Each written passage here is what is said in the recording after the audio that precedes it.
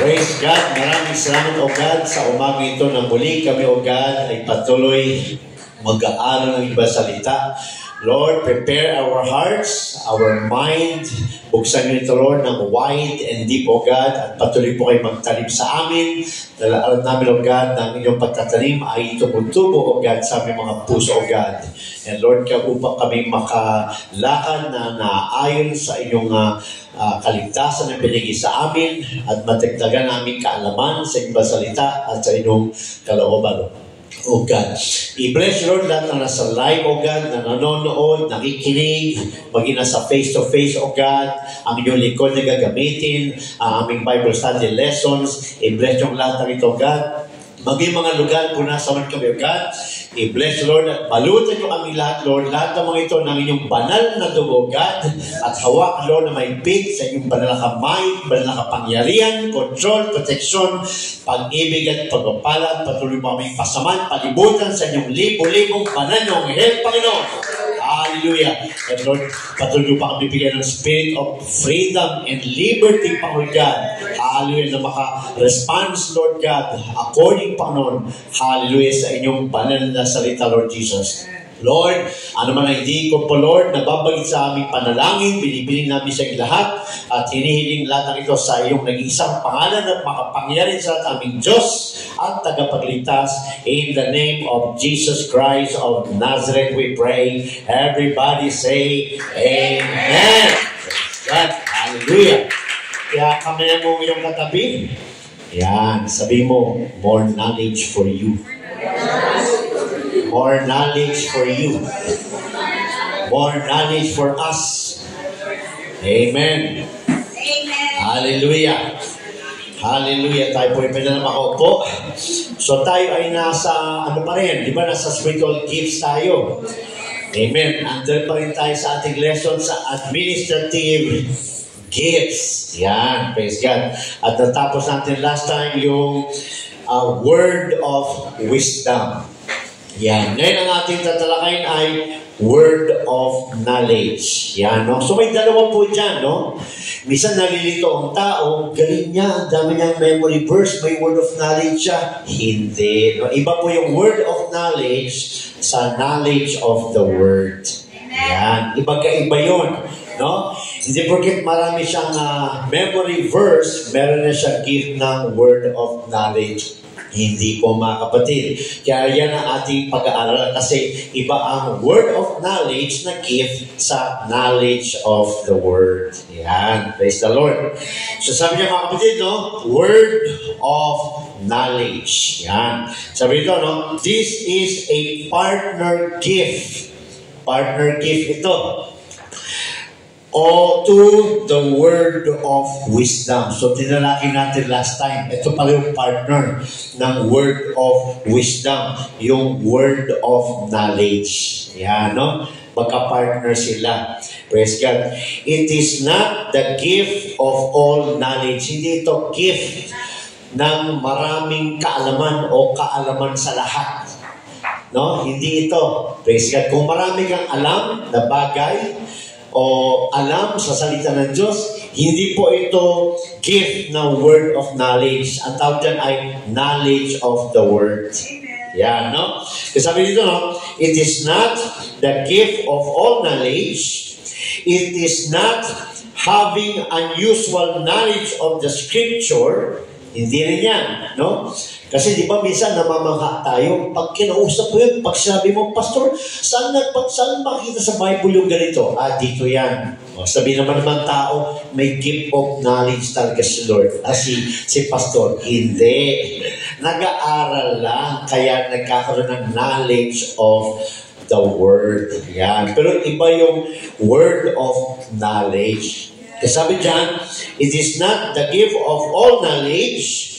It is not having unusual knowledge of the scripture because sinners can have this and quote many verses. Dahil kahit unbeliever, kung nagme-memorize siya ng Bible, marami din siya mabibitawan na salita. No? So hindi siya word of knowledge. Knowledge of the word. Ibig sabihin, intellect yun. Katalinuhan yun. Mind yun ng tao. Yan. So, hindi yan gift. Knowledge yan of the Word. Praise God, no? Kaya alam na natin yun. Praise the Lord. So, sabi niya, no? Hallelujah. It is not having unusual knowledge of the Scripture, because sinners can have this and quote many verses. Yan. Sabi niya, it is not natural knowledge given by God. So, hindi yan. No? Hindi yan yung natural. Yung natural knowledge kasi, yan yung kaalaman natin. Di ba, meron tayong equipping dati. Every Tuesday, nag-memorize tayo ano yung mga verses na dapat i-share, ihayo. Alam natin yung mga verses sa water baptism, Holy Ghost baptism, salvation, fall of man. Alam na natin yun. Ang dami na natin alam doon, ano? Hindi po yan gift. Yan, no? Knowledge po yan of the Word. Yan. Ang tawag dyan ay natural. Yan, natural. Iba yung word of knowledge. Pag sinabing word of knowledge, supernatural yun. So pag nag-aaral ka at marami kang natutunan, nalaman, mga memory verses sa Bible, ang tawag dyan, natural. Yan, kasi nag-aaral tayo. Praise God. So sabi dito, no?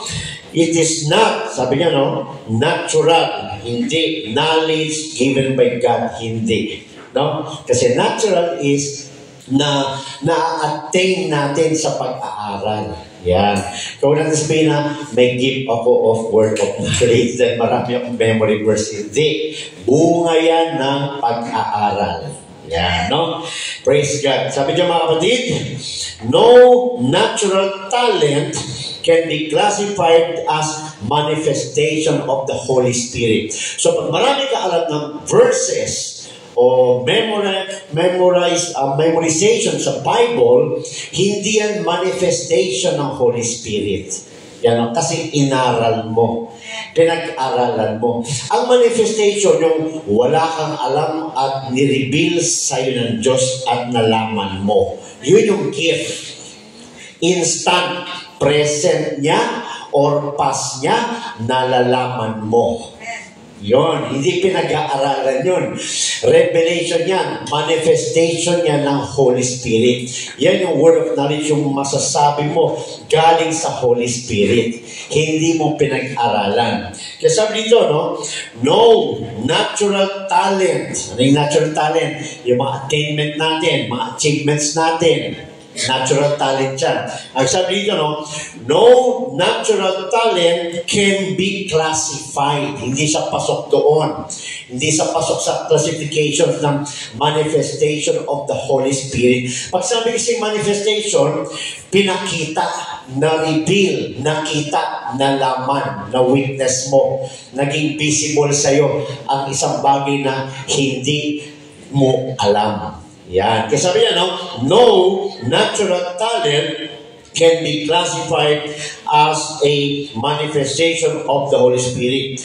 There is a difference between knowledge of the Word and the Word of knowledge. Yan. So, dalawa pala yun, Knowledge of the Word, yan yung alam natin, salvation, baptism, Holy Ghost, etc., mga alam nating storya o messages na nalalaman natin, praise God.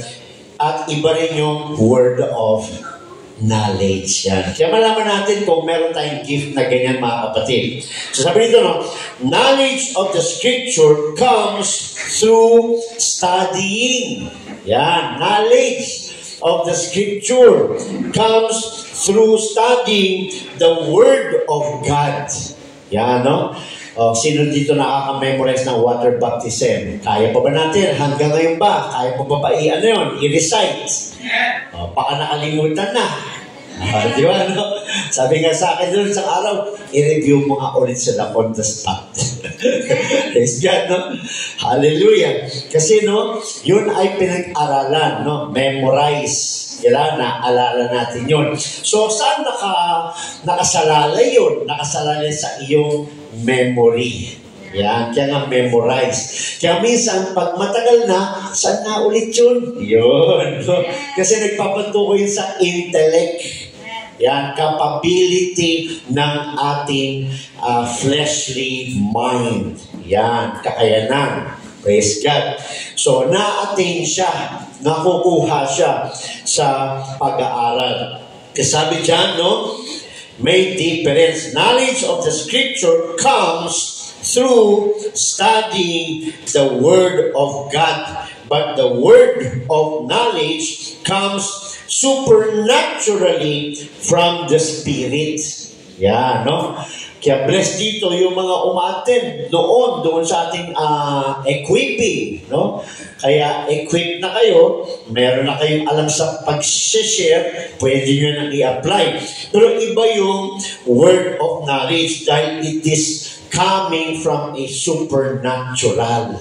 Yan, hindi sa ating galing, hindi sa ating kapabilidad. Tama ba yun? Kapabilidad. Yan, ito yung Tagalog, no? No? Praise God. It is a supernatural revelation. So, ang word of knowledge, kaya mo nasabi ang isang bagay dahil ni-reveal sa'yo, no, ng Diyos ang sinabi mo. Iba yung may sinabi ka dahil alam mo. Yan. Dahil may pinag-aralan ka. Yan yung natural. No? Pero yung wala kang alam at on the spot, nalaman mo, di ba yung nangyari kay Peter? Thou art the Christ, the Son of the living God. Di ba sa Matthew 16? Praise God. Verse 13 hanggang 20, sabi ni Lord sa kanila, sino ako? O, di ba? Walang nakasagot. Ang nakasagot lang dun ay si Peter. Ano sabi ni Peter? Thou art the Christ, the Son of the living God. Ano sinabi ni Jesus sa kanya? Blessed art thou, Simon Bar-Jonas, for flesh and blood. Yung mga kasama mong tao, apostles, no, hath not revealed it unto thee, but my Father which is in heaven. Nakilala mo ako dahil ni-reveal sa'yo ng aking Ama. Yun. Kaya nasabi niya. Yun. Kaya nasabi niya. Dahil ni-reveal ng Ama kay Peter kung sino si Jesus Christ. Yan yung word of knowledge. Lumalabas sa ating bibig na galing sa supernatural revelation ng Holy Spirit. Yan, praise God. Hindi pinag-aralan.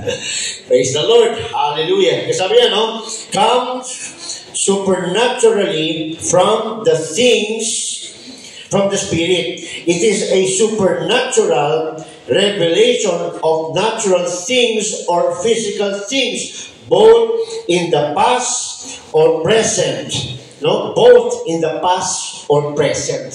Praise God. It can identify a person. Pagkausap ka at yung kausap mo may gift of word of knowledge na babasa ka na niya. No, hindi dahil sa kanya, hindi dahil sa magaling siya, hindi dahil sa mind reader siya, kung ano ang i-reveal ng Ama sa kausap mo in that moment. Hindi kasi laging nasa iyo yan. Kung gift yan, nasa iyo yan. Pero si God ang nag-ooperate. Hindi ikaw. Hindi every second lahat ng kausap mo nababasa. Nalalaman mo, hindi. No? Kung may gusto lang i-reveal si God sa iyo, sa isang tao, o sa isang bagay, o sa isang lugar, gagana yung gift na word of knowledge. So, may mga examples tayo sa bahay.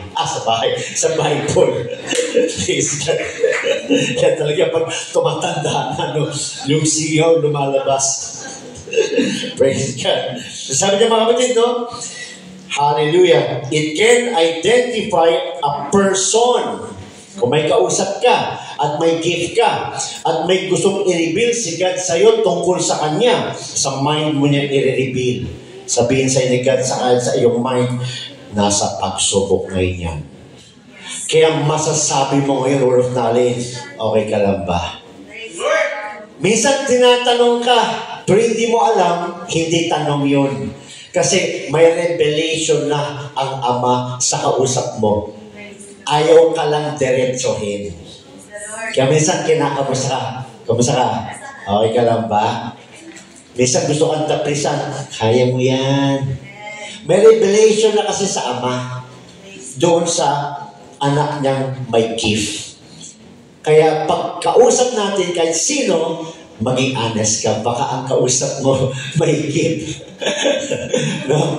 Maging honest ka na lang. No? Baka yung kausap mo may gift. Praise God. Kaya sabi dyan, hallelujah. It can identify.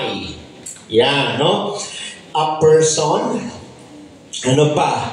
A place. Nililibiligan sa kanya. Sa hindi sa feelings yan. Sa mind yan.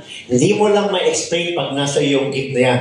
Basta dumadating yan sa mind. Wala namang audible voice. Basta it's in the mind. God reveals it to that person. Alam niya kung safe ang lugar o hindi. Yan, no? Sabi dyan, it can identify a person, a place, ano pa? Sing, ano pa? Circumstances, mga kalagayan. Praise God. Ano pa? Name and is considered to be, sabi dyan, the toughest. Matibay. Yan. Durable. Praise God. The toughest of all gifts. Yan yung sinasabi ni Apostle Paul. No? Praise God. Wala nagre-reveal sa'yo. Walang sinasabi ikaw sa kanya, pero nakikita niya.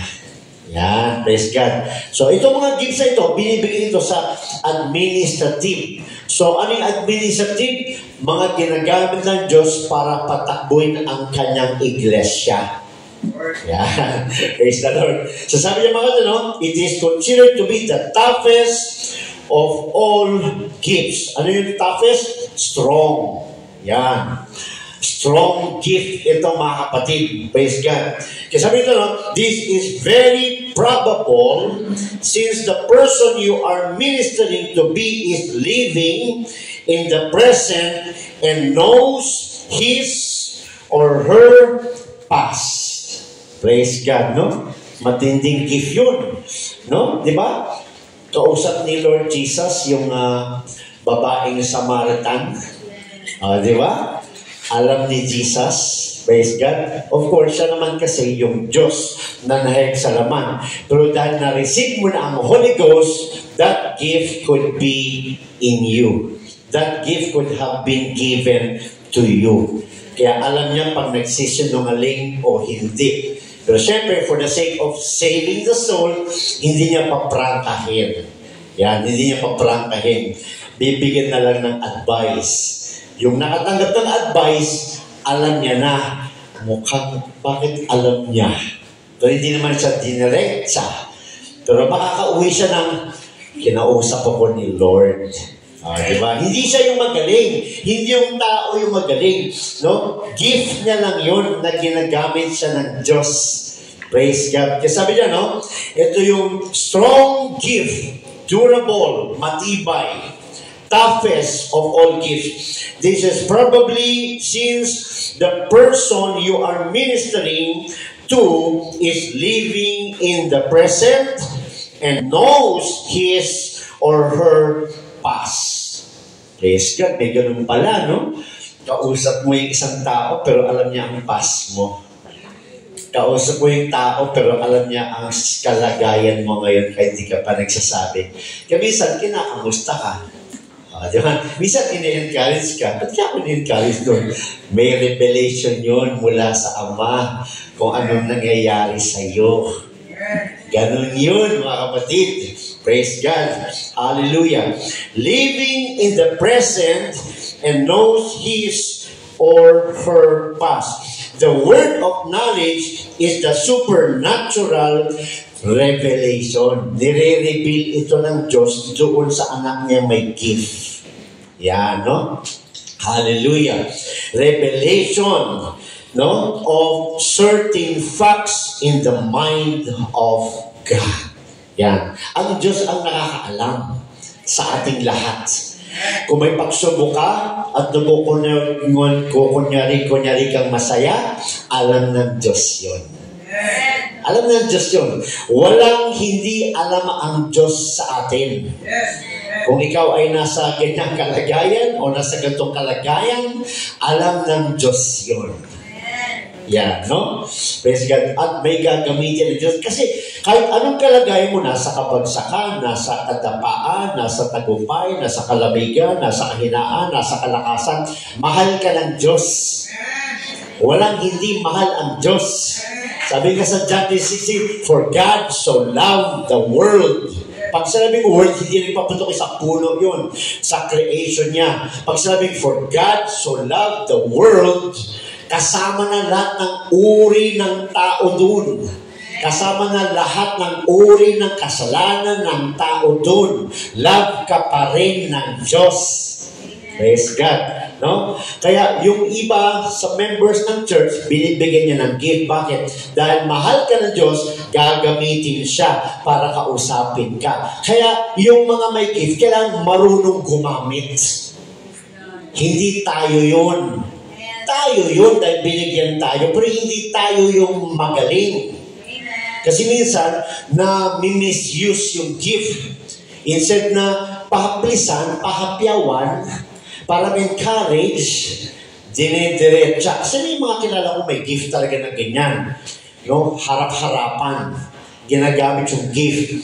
Ikaw, nasa kasalanan ka. Bakit mo ginagawa yan? Oh. Instead na lumakas, bumabagsak, hindi na bumabalik.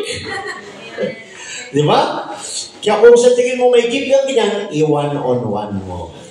Yan. Pero ganun pa rin, huwag mong diretsohin. Huwag mong i-announce sa buong church, itong taong ito. Huwag ganun. No? Kasi may mga ganyan. No? Kaya may lesson din tayo how to properly use the gift that you have. Kasi lagi, mga kapatid, lagi ang purpose ng Diyos ay to construct, not to destroy. No? Laging to construct, not to destroy. Kaya pag ginamit mo yung gift mo at nade-destroy siya, ibig sabihin, sarili mo ang tinataas mo, may give ako. Anong gift mo, brad? Alam ko ginagawa niyan, umanda yan mamaya. Mali na. Diba, no? Sinarili mo na yung gift mo, ikaw na yung magaling. Diba? Magagalit ang Diyos dyan, mga kapatid. If you think you have that gift, talk to the person. Encourage the person. Okay? Kung umamin siya, edi mas maganda, makakausap mo siya ng madali. Kung ayaw umamin, edi encourage mo. Patuloy lang, brad. Patuloy lang, sis. Di ba, no? Halos gusto mo na sabihin, alam kong ginagawa mo. Huwag mo na sabihin yun. No? I-encourage mo na lang. Pero pag umamin, dahil talagang mabigat na yung kalooban niya, no? Encourage. Huwag sisihin. Yan. Kasi, okay nga sa'yo. Wala na. Next week, 10 na lang member mo. Di ba, no? So, tanda natin, the gift of God is given to us to save. Amen. Kasi di ba nadadapa tayo? So, pinupulot tayo ni Lord. Gumagamit si God ng mga anak niya para makatayo ulit. Hindi para tadyakan o para ibaon lalo, hindi. No? Always, ang purpose ni God is to save, to construct, to fix. Di ba pinag-aral natin last time? We are the what?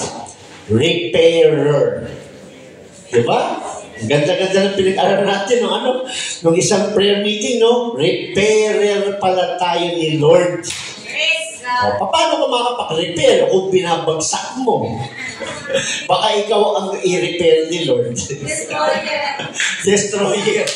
Destroyer ka. Praise God. Kasi sabi niya, ito ay revelation from the supernatural. Sino yung supernatural? Si Lord. Yan. Saan galing? Sa mind ni God. Kasi kilala niya yung anak niya kung anong pinagdadaanan. Praise God. Kaya, ano tayo? Kadena tayo, nagtutulungan tayo. hindi mo babaklayin yung kadena, patsak ka na nga lang, no? Hindi na puto na yung kadena. No? Tulungan. Naalala ko yung sinabi-sabi sa akin ng aking dating pastor, lahat tayo mahina. Amen. Lahat tayo parang toothpick na kayang-kayang bakliin ng kalaban. Kaya hindi niya magawa. Bakit? Yung toothpick nakatali sa bakal. Subukan mong baliin ang toothpick na nakatali sa bakal. Hindi. Dahil ang bakal ay ang Diyos. Hindi kayang baliin. Kaya walang magaling. Sino lang ang magaling? Pagbigyan ka ng gift, glory to God. Kasi makakapaglingkod ka sa Diyos sa pamamagitan ng gift na binigay niya sa'yo. So magbibigay ka ng kalakasan, encouragement. Bakit? May niribin sa si God. Hindi mo ikikwento yun. No? Si God ang nagikwento sa'yo. O hindi mo siya ikikwento. Kasi ikaw yung may gift. Siya hindi. Ano magagawa niya? Di ba? No? Pag nireveal sa ni God, kausapin mo yung tao. Yan. Kamustahin mo. I-encourage mo. Magpatuloy. Yan. Anong problema mo? Yan. Pag nagtapat, edi maganda. Kung hindi, edi encourage. Walang lalabas sa iyong pangit. Yan. No? Kasi ikaw yung kamay ng Diyos. Praise God. Ikaw yung kamay ng Diyos para ipaabot sa Kanya na mahal kita, anak. Yan. No? Magpatuloy ka lang. Di ba? Ganun yan, mga kapatid. Kaya ito ay the word of knowledge is the supernatural revelation of certain facts in the mind of God. Praise God. Hallelujah. Pero sa panahon nila ng mga kapatid, iba. Kasi talagang nung panahon ng mga apostles, talagang prangkahan, mga kapatid. Praise God. Bakit? Nire-reveal ng Diyos noon ang kapangyarihan niya sa mga apostles. Bakit? Para makilala nila ang Diyos ng mga apostles na pinagsasamba nila ay totoo. Kaya sa panahon nila, tsaka sa panahon natin, different. Sa panahon nila, to let the people know that the God that they worship and serve is the one true God. Kaya inaaro ni God yung manifestation talaga kahit sa mga ibang tao. Pero ngayon, kilala na natin, mga kapatid, alam na ang ginagawa ng Diyos sa atin, ang gift ay to save. Yan, no? Hindi para ma-embarrass ang tao, hindi para ma-discourage ang tao. So sabi ng mga kapatid, God knows everything. Kaya yan ang blessing. Gusto mo ba ng Diyos na hindi niya alam ang lahat sa buhay mo? Di ba? Paano ka matutulungan ng Diyos na wala siyang kalam-alam sa buhay mo? Di wala. Wala magagawa yung Diyos mo. Pero alam niya ang lahat. Ang isip mo, di ba sabi nga sa Bible, alam niya ang bilang ng iyong buhok. Praise God. Alam niya, di ba sabi nga, no? God is omnipotent. Ano yun? Powerful. Kaya niya gawin ang lahat. Ano pa? God is omniscient. Praise God. Alam niya lahat. All-knowing. God is omnipresent. Kahit di mo siya nakikita, andyan siya. So, anong pangit sa buhay mo ngayon? Lahat maganda. Bakit? Kahit itakwil ka ng mga tao, kahit saktan ka ng mga tao, kahit sabihin ka ng mga negative ng mga tao, meron kang Diyos na alam talaga kung sino ka. Diba? Meron kang Diyos na alam niya ang kailangan mo. Na powerful siya na kahit ano kaya niyang gawin sa'yo. Na hindi ka nag-iisa. Yan ang kailangan malaman ng tao para ma-encourage ang tao. Kasi minsan tayo bilang tao, nakafocus tayo sa mga tao. Tao ka na nga, nag-focus ka pa sa tao. Hindi ka na nga perfect, nag-focus ka sa hindi rin perfect. Praise God. So anong makukuha natin sa mga taong hindi perfect? Sayang, bakit? Meron pala akong Diyos na alam niya, pati pakiramdam ko, alam niya. Di ba? Alam niya pakiramdam ko. Alam niya mga pagsubok ko. Alam niya yung kalugutan ko. Alam niya lahat. So ano sabi niya sa Hebrews 4, 15-16? No? Lumapit ka lang sa kanya ng hubad. Ibig sabihin, walang tinatago. Magsumbong ka lang sa Kanya dahil alam niya ang lahat. At sabi niya, makakasumpong ka ng sagot. Makakasumpong ka ng awa. Praise God. Kaya kahit nag-iisa ka, kung magsusumbong ka, magsasalita ka sa Diyos, after ka mag-pray, meron ka ng peace of mind. Dahil alam mo, nakapag-report ka na sa Diyos na nalalaman niya ang lahat. Praise the Lord. Hallelujah. Kasi sabi dyan, God knows everything. Si God yun. No? Sabi dito, no? And has all knowledge. Lahat ng kaalaman, alam ng Diyos. Wala kang budget, alam ng Diyos yun. No? Wala kang ganito, alam ng Diyos yun. Praise God. Business mo mahina, alam ng Diyos yun. Praise God. No? Kaya nga sa mga kapatid natin na sumubok dahil nagtiwala sa nakakaalam ng Diyos at ng bagay, ano nangyari? Bumaliktad dati, nag-aalala. Ngayon, hindi na dahil alam niya, sinubok niya sa Diyos. At ang Diyos ay sumasagot. Di ba? Mamamangha ka na lang, saan ang galing to? Kasi nagsumbong ka sa Diyos. Di ba sabi ng Lord? Try me. Subukan niyo ako. Di ba? Kasi sabi dyan, God knows everything and has all knowledge. He does not reveal everything. He knows to us. Hindi niya nire-reveal sa atin. Lahat ng alam niya. Hindi naging Diyos ka na. Di ba, no? Nire-reveal niya lang sa atin yung kailangan nating malaman. Hindi lahat. Praise God. Kasi sabi niya, no? God knows everything and has all knowledge. He does not reveal everything He knows to us, but gives us part lang ng kanyang kaalaman. Part of what He knows. Ano yun? The Word. Yan, no? Hallelujah. Kaya nga, hindi natin alam niyo na ba itsura ng glorified body? O, hindi rin, di ba, no? Nakita mo na ba yung itsura ng kaluluwa mo? O, di ba, no? Praise God. Hindi rin. Alam mo ba ang mangyayari bukas? Alam mo ba mangyayari mamaya? Pero alam ng Diyos yun. Pero hindi niya nire-reveal sa atin. Bakit? Dahil gusto niya patuloy tayong nakasandal sa Kanya. Praise God. Di ba ang taong magaling, ayaw nang makinig? Kasi magaling na.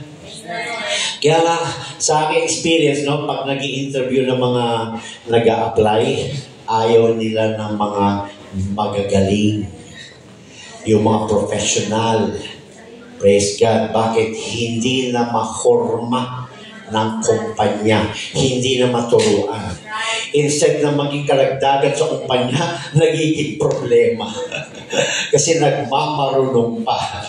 Diba? Kaya usually, karamihan ngayon, mga kumpanya, ang hinahanap nila, mga fresh graduates. Bakit? Ang kumpanya may sariling sistema. May sariling training ground. May sarili silang image or identification na gusto nila, sino man ang papasok sa kanilang bago, iti-train nila according sa kanilang system. Hindi nagkakaproblema. Fresh graduate ang gusto nila. Yan, no? Karamihan ganyan ngayon, mga kapatid. Praise God. Kaya sabi dyan, hallelujah, hindi nire-reveal ng Diyos ang lahat ng kanyang nalalaman. Part lang. Sa mga gift, sa mga may gift na pinag-uusapan natin, gift of word of knowledge. He knows to us, but gives us part of what He knows. Ano yun? A word. He tells us just what He wants us to know. Nire-reveal niya lang sa atin ang gusto niya lang ipaalam sa atin tungkol sa tao na yon, tungkol sa lugar na yan, tungkol sa kalagayan ngayon. Hindi niya nire-reveal lahat. Praise God, no? Nire-reveal niya lang kung ano lang ang ibig niyang i-reveal sa'yo sa kausap mo. Yan. Praise God. Kasi nga, gift siya. Sabi sa Acts 10, praise the Lord. Diba si Peter, praise God, word of knowledge yun. Ano nangyari kay Peter? Diba, nagpe-pray siya sa taas. Hallelujah. Ang sabi sa Acts 10, Peter would not have known that 3 men were looking for him had he not been told by the Spirit. Kaya nagpunta si Peter doon kay Cornelius dahil sinabihan siya. Yan. Dahil nag-reveal ang Diyos kay Peter na kailangan mong pumunta kay Cornelius. Yan ang word of knowledge. Praise God, no? So, nagpakita, no? Nagsalita ang Diyos kay Peter. So, si Lord ang nag-reveal kay Peter na meron pala siyang dapat gawin. Yan, praise God. Hallelujah. So, andun si Peter, andun si Cornelius. Kung walang dumating na angels, kung walang nangusap kay Peter habang siya nagpe-pray sa taas, pupunta ba siya kay Cornelius? Hindi. Kaya siya nagpunta kay Cornelius dahil may revelation ang Diyos kay Peter. May utos ang Diyos kay Peter. Ano yun? Na may tao dun na kailangan akong makilala. Kaya nagpunta si Peter, mga kapatid. Ganun din, no? Kung meron kang gift na yan, hallelujah, wala ka namang maririnig na voice, no? Just in the mind. Pag nakita mo, nagre-reveal si God, may problema ngayon yan. Di ba? Ano ang gagawin mo? Pupuntahan mo ngayon. Kausapin mo ngayon. Ganun na nangyari, mga kapatid. So, ganun din, mga kapatid, no? Peter would not have known that the 3 men were looking for him. May naghahanap sa kanya. Had he not been told by the Spirit. Kaya sa sinabihan, kaya nalaman niyang may naghahanap sa kanya. Praise God. Dahil sinabihan siya ng Holy Spirit. Another example where we see this gift in operation is during Paul's shipwreck. Praise God. Acts 27 verse 10. Tingnan nyo. Ano sabi? Acts 27 verse 10. Ito yung shipwreck, yung barko na sinasakyan ni Apostle Paul. Acts 27 verse 10. And he said unto them, Sirs, I perceive that this voyage will be with hurt and much damage, not only the lading and ship, but also of our lives. Hindi pa nangyayari, nireveal na ng Diyos kay Paul kung ano ang mangyayari. Isip, kaya niya nasabi, kaya nga word of knowledge. Kaya siya nakapagsalita din sa Acts 27:10 dahil may revelation, may manifestation sa kanya ng Diyos. Kaya nakapagsalita siya. Yan, no? Kaya ang word of knowledge, nagiging salita dahil nauuna ang revelation. Yan, hindi ba natin? Praise God. So, hindi siya knowledge of the word, no? Hallelujah. At sabi dyan, mga kapatid, let's jump to verse 22 hanggang 26. Praise God. 22 hanggang 26. And now I exhort you to be of good cheer, for there shall be no loss of any man's life among you, but of the sheep. For there stood by me this night the angel of God. O, ganun din kay Peter. May nagsabi kasi. Kaya nagkaroon siya ng advice. So, gano'n na nangyari, mga kapatid, no? Nakakapag-advise yung may gift dahil may naunang revelation.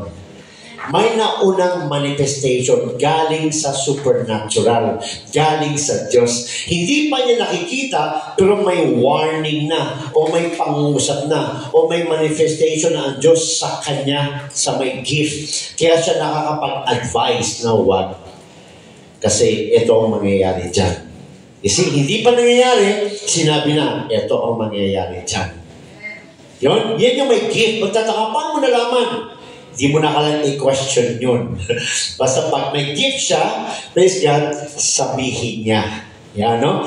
At sabi niyan, and now I exhort you to be of good cheer, for there shall be no loss of any man's life among you, but of the ship. Yung ship lang, shipwreck. For there stood by me this night the angel of God, whose I am, and whom I serve, saying, fear not. Yan ang sinabi ng angel sa kanya.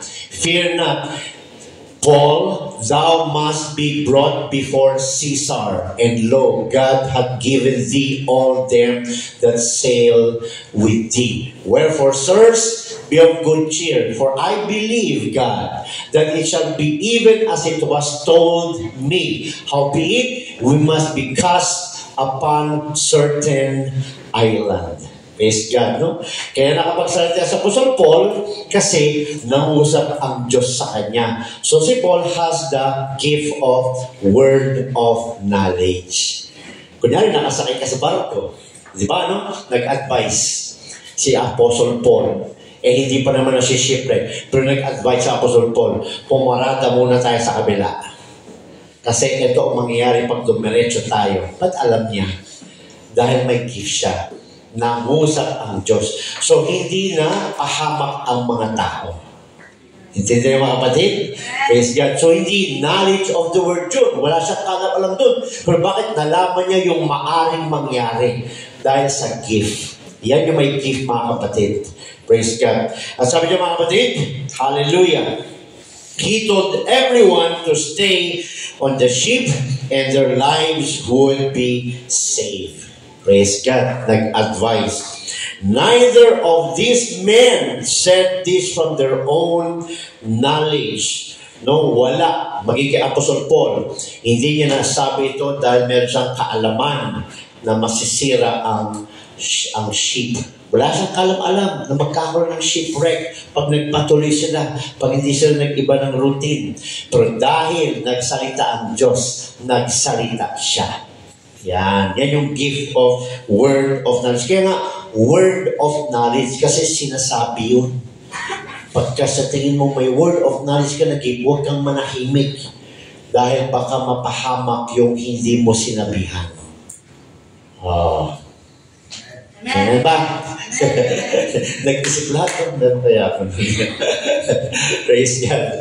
Tanda natin, yung gift na yan ay binibigay ng Diyos doon sa ilalim ng administrative. Yung nagpapatakbo ng kanyang iglesia. Doon yun mga kapatid. Praise God. At sabi dyan, neither of these men said this from their own knowledge. God allowed them to tap into His resources of infinite knowledge. Ang Diyos ang nagkaloob ng kaalaman kay Apostol Paul. Para ano? Para maingatan ang mga tao na nakasakay sa barko. You see ang purpose ng gift? Always to construct, always to protect, always to save. Dahil mahal ng Diyos ang lahat ng uri ng tao. Praise God.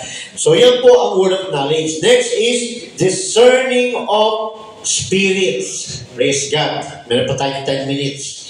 Discerning of spirits. Wow, exciting. Meron kaya ako nun. Ganun. Discerning of spirits. No?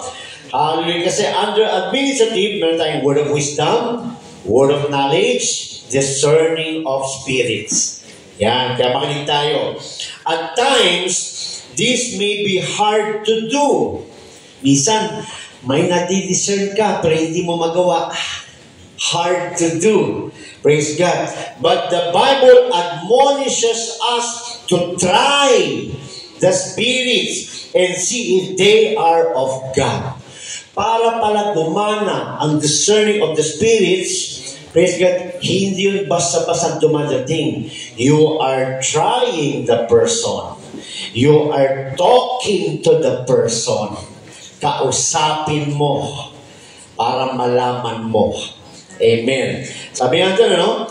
Praise God. So may nangyayaring communication para magkaroon ng discerning of spirit. Praise God. Hallelujah. Sabi niyan, 1 John 4:1. Basta natin. 1 John chapter 4, verse 1. Praise God. Beloved, believe not every spirit, but try the spirits, whether they are of God, because many false prophets are gone out into the world. You see? So how to discern the spirit? Talk to them. Di ba? Ay ako, born again din ako eh. Talk to them. Para malaman mo kung anong spirito ang nagsasalita. Spirito ng Diyos, o spirito ng kalaban, o spirito ng tao. Kaya kailangan mong kausapin para ma-discover mo, para malaman mo. Hindi ito suspicious, yung nanguhula ka. Hindi ito mind reading. Akala kasi ng iba, ang discerning of the spirit, nababasa ko yan, nababasa ko yung taong ito. Nagiging sarili na naman. Nafe-feel ko. Delikado yung feeling talaga. Sa tingin ko. Sa tingin mo lang. Di ba? Praise God. Hallelujah. Try! Paano mo ita-try kung hindi mo kakausapin? Yan. Try! Dahil bakit? Marami na daw prophets, false prophets, na nagkalat dito sa sanlibutan. Kaya di ba lagi ko sinasabi sa inyo, no? Hindi porket sinabi sa inyo born again na. Hindi porket sinabi sa ating Christian na. Try the Spirit. Paano siya naging born again? Di ba? Kinakausap nyo, have you received the Holy Ghost? Ano yun? Okay, you've tried it. Hindi totoo. Siya ay Spirit of man ang nagsalita. Praise God. Pero pag sinabing, na-receive ko ang Holy Ghost, nag-speak in tongues ako, nagpapaptize ako in the name of Jesus Christ, anong Spirit yun? Spirit of God na nasa Kanya ang nagsalita. So, nalaman mo. So, that's how we try. We talk to them. Yeah. Kasi sabi ito, no? Praise God.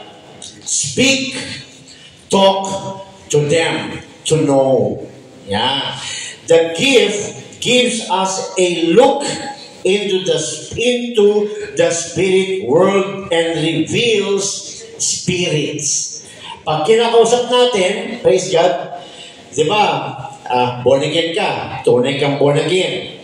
Pag may kinakausapang tao, wala ka naman dun sa laman eh. Sa laman ka, sa pagsasalita. Pero ang utak mo, kaya ka nakipag-usap sa kanya kasi andun ka sa spiritual world. Kailangan magkaintindihan kayo. Pagka hindi kayo nagkaintindihan, praise God, wala, nalaman mo. Kaya sabi niya, no, this gift gives us a look into the spirit world and reveals spirit. Ibig sabihin, finding out the kind of man we are talking to. Hindi porket sinabi niya, born again din ako eh. Fellowship na, okay na kayo. Magsabi na kayo, hindi. Try the spirit, baka dayain ka, baka manlamig ka, baka mawala ka kay Lord. Di ba? Kaya nga, try the spirit. Hindi lahat na nagsasabing born again ay born again. Alam naman natin ang tunay na born again. Dahil lalo na, sabi kanina sa 1 John 4:1, marami ng false prophets ang nagkalat. Bakit false prophet? Ano ba yung prophet? Nagsasalita. Pero sabi diyan, marami ng false na nagsasalita. Bakit? Gumagamit din ng word of God, pero pinoproclaim na ang water baptism ay hindi nakakaligtas. Pinoproclaim na ang Holy Ghost baptism ay para lang sa mga apostles. Pinoproclaim na ang water baptism ay hindi nakakaligtas. False prophets yan. Praise God. Kaya na, talk to them. Dahil when talking to them, you will find out kung siya ay totoo o hindi. So how do you check? Because you have the Holy Ghost. You have the Spirit of God. Kaya nga, when you are talking to them, you are into a spiritual realm. Tao lang tayo, nagsasalita tayo, pero yung ating knowledge, yung ating level, andun na sa spiritual. Kaya nagkakaintindihan tayo. Pero iba, hindi tayo maintindihan kasi wala pa sila doon. Amen. Kasi sabi dyan, praise God, hallelujah, it is not discerning of devils. Hindi ito, nadidiscern ko, ano yan, possess yan, nadidiscern ko. Hindi rin yun gift. Suspicion yun. Praise God, nadidiscern ko, may evil spirit yan. Hindi yung gift. Kung may nadidiscern kang may evil spirit yun, ano yun? Word of knowledge. Nire-reveal ni God yung lugar. Yan. Pag may nararamdaman ka, pag may na-experience ka, word of knowledge yun. Yun. Ang iba yung discerning. Tinatry mo. Yan. Hallelujah. So sabi ko mga kapatid, no? It is not discerning of devils or evil spirits. Hindi ganyan ang discerning. Praise God. It is insight into the realm of spirits. Insight. Ano bang insight? Knowing. Yan. Knowledge. Inaalam mo. Yan, no? Sabi natin, no? Discovering truth within. Yan. Insight. Praise God. To know, to be aware, to recognize, ano pa? To distinguish, para malaman mo ang difference. Pareho ba kayo o hindi? Yan. Praise God. Hallelujah. A deep and clear understanding and knowing of the inner nature or kind of a person or a place or area. Yan, praise God, no? So, dahil tinatry mo, nalalaman mo. Yan, so hindi siya suspicious. Hindi ka suspicious, hindi rin siya suspicion, no? Yung hinala, hindi ganun ang discerning of spirit, no? Naghihinala ka, hindi, no? Kasi ang discerning of spirits, no? May proof na patunayan mo. Yan, hallelujah. Sabi nito mga kapatid, no? Amen. Hindi siya mind reading. Yan, kasi may mga mind reader na yun. No? Ganito, nababasa niya yung Pasko, nababasa niya yung future ko, meron siyang discerning, mali. Hindi siya manghuhula. Praise God. Hallelujah. Hindi siya mind reading or the gift of suspicion. Naging gift na rin yung suspicion. No? Suspiciosa. No? May mga suspicioso tsaka suspiciosa. Tama ba? Praise God. Hindi yun mga kapatid. No? Mind yun. Tao yun. Laman yun. Praise God. It is not the gift of discernment. It is not the power to have psychological insight. Yan, no? Psychological. Yung mga nag-aaral minsan ng mga psychology. Praise God, no? Iba yun. Mind yun. Na-attain yun. Natututunan yun. Yan. Parang sa word of knowledge, no? Kaya nagkaroon ng knowledge, natutunan, inaral, kaya paano magbasa ng isip ng tao. Yan yung natural. Pero ang discerning of spirits ay hindi ganyan. Praise God. Because the gift is unaided. Ang gift ay unaided by the natural mind. Ang gift na ito, hindi siya nangangailangan ng tulong ng talino ng tao. Hindi siya nangangailangan ng talino ng tao. Unaided. Unaided by the natural mind. It is not the ability to detect demons. Wala rin itong abilidad na makadetect ng masamang spirito. Hindi yan ang discerning. Hindi ganyan ang discerning of spirits. No? Hallelujah. But the ability to see. Yan. Ito ay may abilidad ka para makita.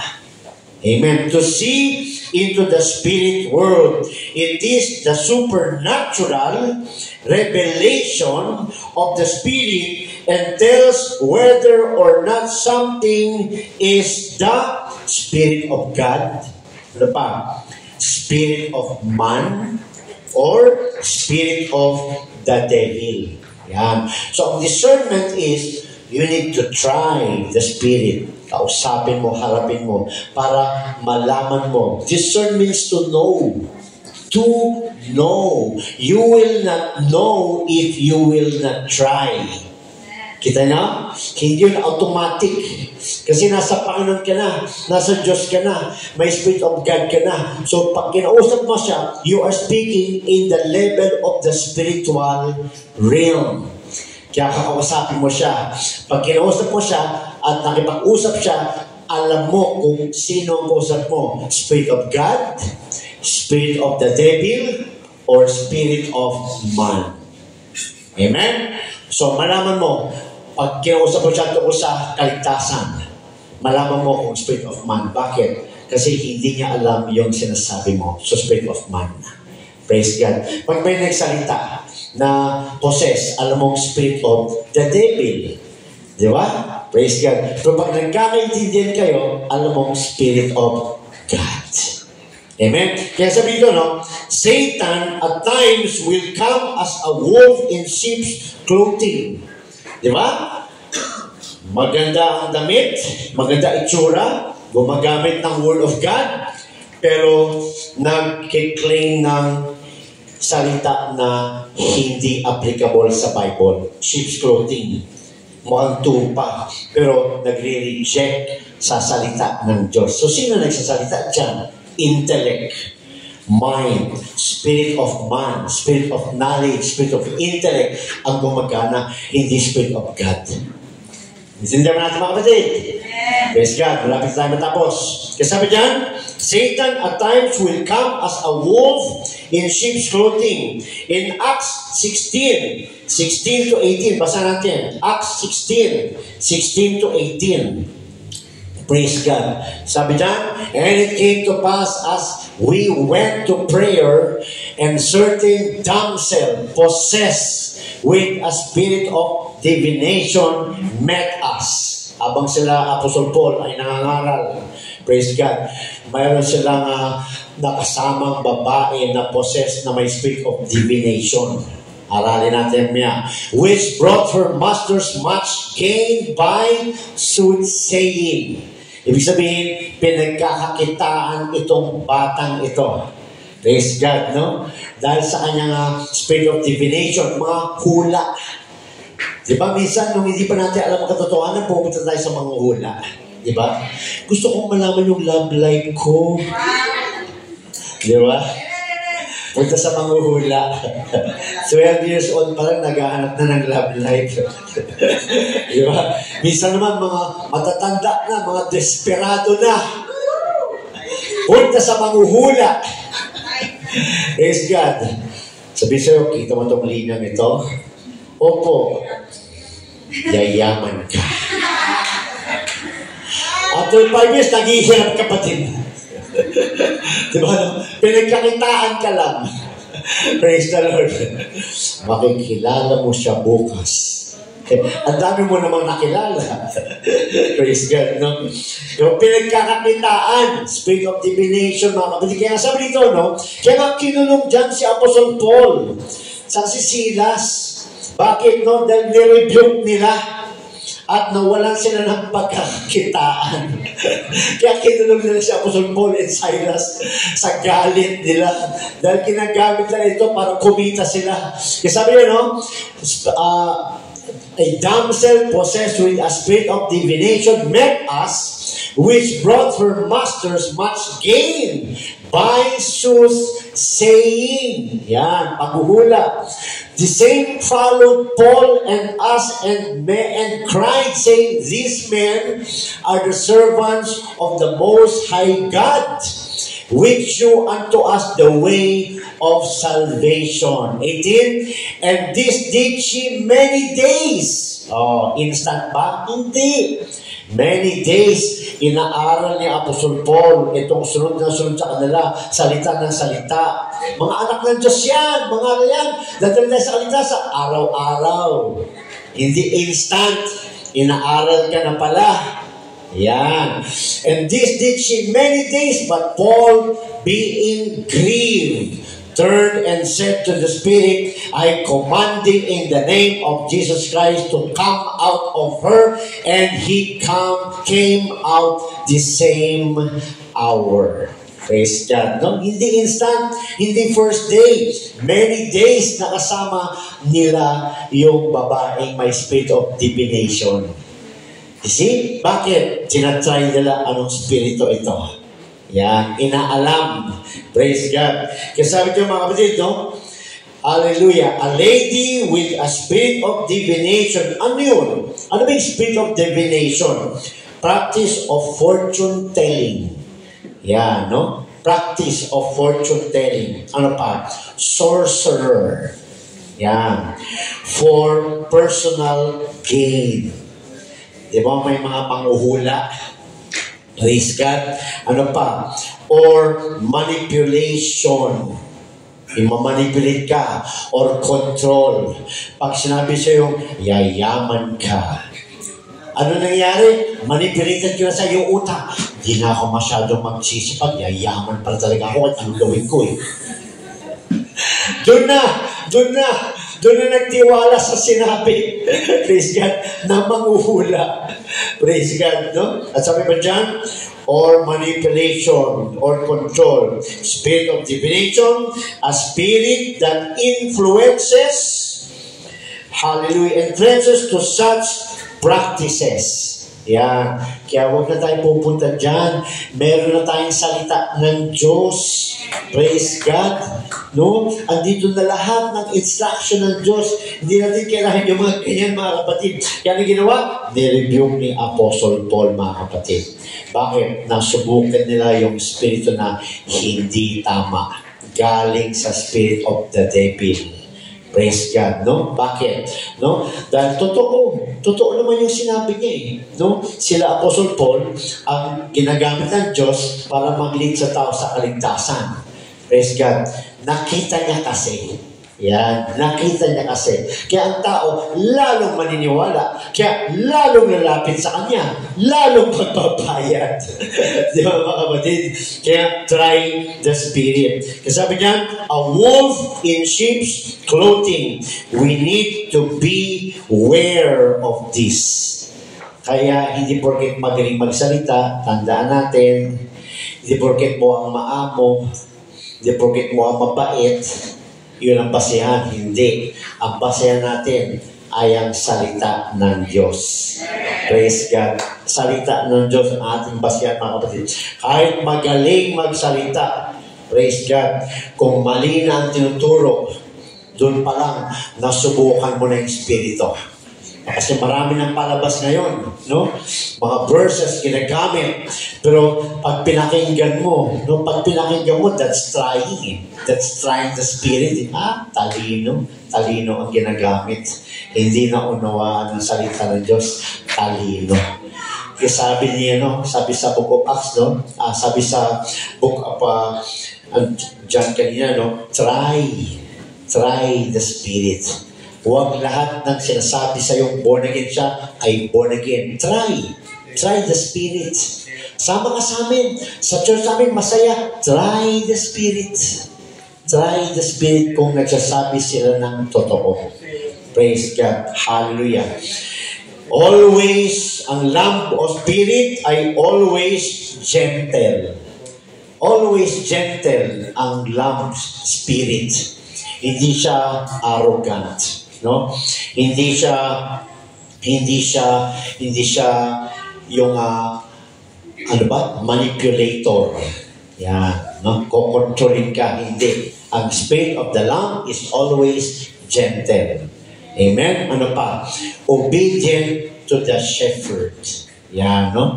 Ang spirit ng lamb spirit ay obedient sa shepherd. Praise God. Kaya pag yung tupa ay hindi obedient sa shepherd, dyan pala makita mo na hindi na spirit of the Lord yan. Amen?